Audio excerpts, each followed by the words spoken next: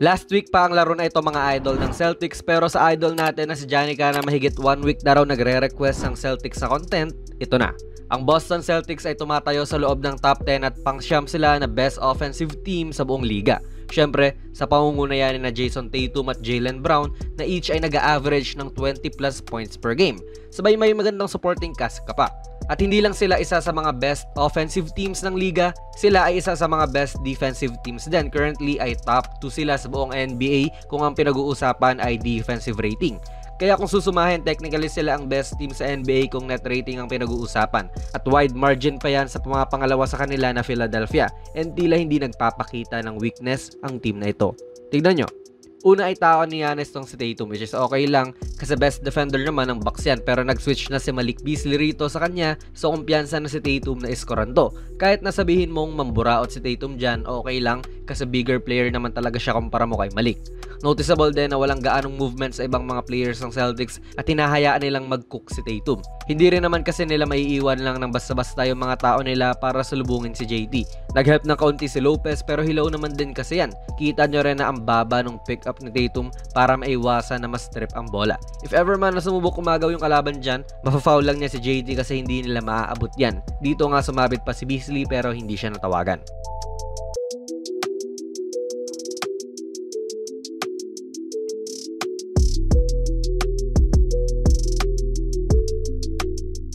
Ito ay isang ako nga pala yung sinayang niya moment para sa Bucks. Matatandaan na tinrade nga ng Bucks tong si Holiday patungong Portland itong off-season kapalit ni Lillard. At ngayon nga po, sila ang nagkakabantayan in which may upper hand si Holiday kasi malaking guard to eh. At kita nyo yung opensa ng Celtics, lahat ng mga off-ball players ay nasa labas lang ng 3-point line para ma-maximize po ang espasyo ni Holiday sa loob.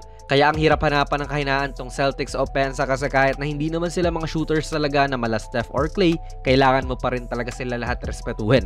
Ganyan naman talaga ang opensa nila at kung sino man ang magtangkang mag-help sa kalaban, edi saka lang i-kick out ng Boston ang bola. So sino ang nag-help dito? Si Brook Lopez. So libre na si KP dyan pero nag-cut din siya para itong si Giannis ay makuha ang atensyon niya kasi ipapasa pala yung bola kay Brown.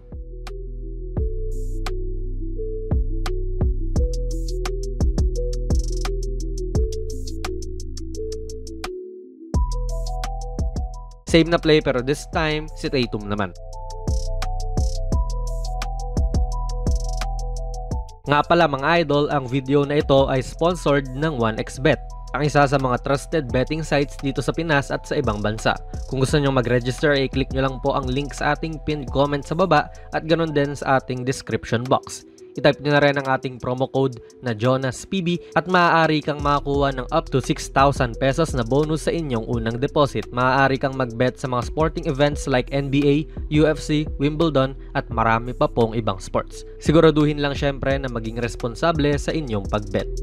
Simple lang din ang action ito mga idol, isang brush screen lang kay Brown nitong si White. Binibigyan nila ng agarang opportunity si Jaylen Brown na umiscore buhat nga ng play na ito kasi kung kunwari makukuha niya yung bola riyan, pwede kagad siya mag-race para sa pull-up at magaling din naman si Brown sa ganitong mga mid-range shots. Sa gilid lang din naman yung tumatao sa kanya pero wala namang tao at the moment sa rim eh. Kaya makikita mo itong dilemma ng weak side defenders kung aalisan ba nila yung tao nila o hindi kasi mga okay na shooters naman tong sina Holiday at KP. Syempre, need nilang mag-rim protect at kita nga natin na halos sabay pa si Giannis at Lopez. Napigilan naman nila si Brown sa initial niyang attack obviously. And tignan niya si Giannis, in-anticipate niya yung kick out pero nagulat na lang siya na nandun na si Porzingis.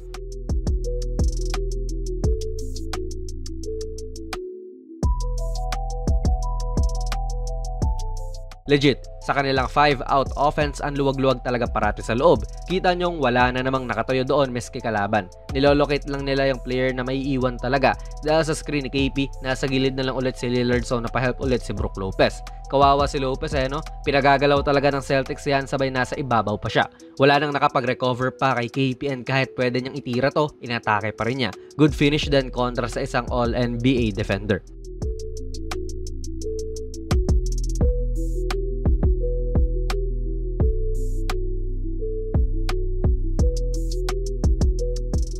Ito talaga ang textbook example niyang 5-out offense ng Boston. Lahat nga sila ay nasa labas at ayan na naman. Kitang-kita ulit na walang tao sa loob. Paano yan? Hindi na naman nakapagtapat si Dame sa ball handler kasi na-screenan siya. So para pigilan makascore sa loob, mapapahelp ka talaga at kaya rin naman ni Horford ipasok to. Libreng-libre. Kaya rin po mga idol, ang dali umiscore dito kay Tatum kasi technically kapag walang screen sa kanya, itong defender lang niya ang aalalahanin niya. Ang mga rim protectors ng kalaban ay andito at iba ang inaatupag. Syempre may mga tao rin naman kasi sila. So kung walang mag-aabang sa loob, abay kayang-kaya ni JT yan. Noticeable din na in-anticipate ni Connaughton ng posibleng kick-out pero inatake pa rin talaga ni Tatum.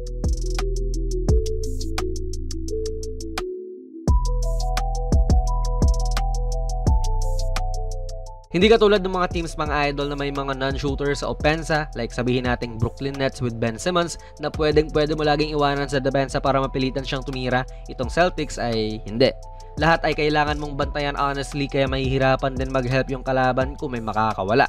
Offensive part pa lang po itong napag-usapan natin at wala pa yung defensive part in which bibida dyan sina Porzingis, Holiday at Derrick White.